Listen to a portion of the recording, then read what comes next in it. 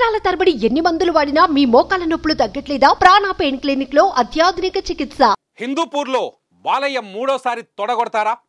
Hat trick కొట్టబోతున్నారా అంటే అడ్డుకొని తీరుతామంటోంది YCP.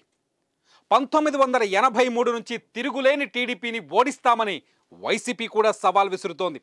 మరి వైసీపీ అభ్యర్థి దీపికకి అంత శక్తి ఉందా? 4 దశాబ్దాలుగా హిందూపూర్లో మరో పార్టీ జెండా ఎగరలేదు. హిందూపూర్ అంటే టీడీపీ, టీడీపీ అంటే హిందూపూర్ అంటారు. మళ్ళీ అదే హిస్టరీ రిపీట్ అవుతుందని బాలయ్య విశ్వాసంతో ఉన్నారు. కానీ ఆ చరిత్రను మారుస్తామంటున్నారు వైసీపీ అభ్యర్థి దీపిక. ఇంతకీ హిందూపూర్లో ఎవరిది పైచేయి?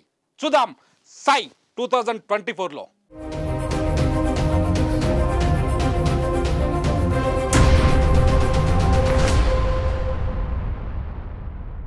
ఇప్పటికి అందుతున్న సమాచారం ప్రకారం హిందూపూర్లో 2,42,071 కోట్లున్నాయి.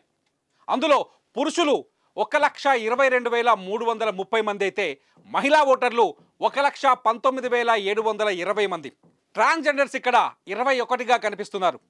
కురుబ సామాజిక వర్గానికి చెందిన ఓటర్లు ఈ నియోజకవర్గంలో ఎక్కువగా ప్రభావం చూపించే అవకాశం ఉంది. అందుకే వైసీపీ ఈసారి కురుబ సామాజిక వర్గానికి చెందిన తిప్పేగౌడ నారాయణ్ దీపికను ఎన్నికల బరిలోకి దించింది.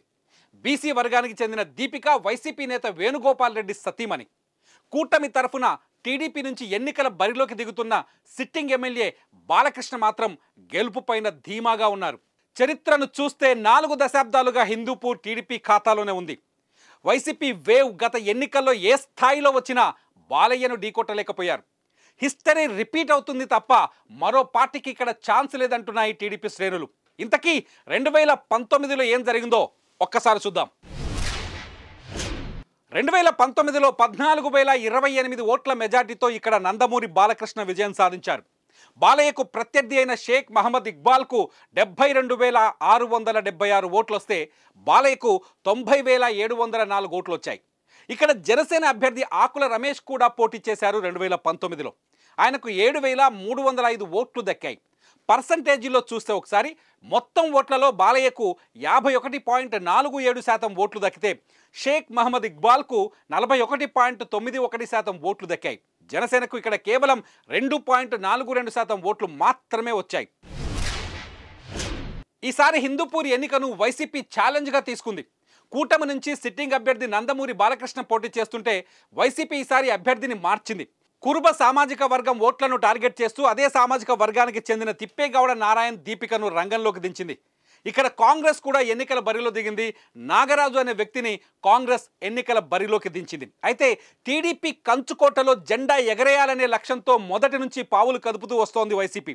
పార్టీలో కీలక నేత అయిన పెద్దిరెడ్డి రామచంద్రారెడ్డి ఇప్పటివరకు ఈ నియోజకవర్గం బాధ్యతల్ని చూశారు. పార్టీలో గ్రూపు తగాదాలు గతంలో నష్టం కలిగించాయని, ఈసారి వాటిని పరిష్కరించామని వైసీపీ నేతలు చెబుతున్నారు. ఎలాగైనా బాలయ్యపై విజయం సాధిస్తామని వైసీపీ నేతలు అంటున్నారు.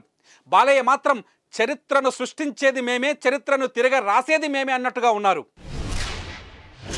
చూద్దాం, 40 ఏళ్ల హిస్టరీని రిపీట్ చేస్తూ వస్తున్న టీడీపీ ఈసారి కూడా మళ్ళీ జెండా ఎగరేయబోతోందా? బాలయ్య హ్యాట్రిక్ కొడతారా, లేదంటే బాలయ్యను దీపిక ఢీ కొడతారా అన్నది ఇప్పుడు హిందూపూర్ ఓటర్ల చేతుల్లో ఉంది. రిజల్ట్ ఎలా ఉంటుందో చూద్దాం. సై 2024లో మరో నియోజకవర్గంతో మళ్ళీ కలుద్దాం. సుమన్ టీవీలో మీ పర్సనల్ అండ్ బిజినెస్ ప్రమోషన్స్ కోసం కింది నెంబర్కి కాంటాక్ట్ చేయండి.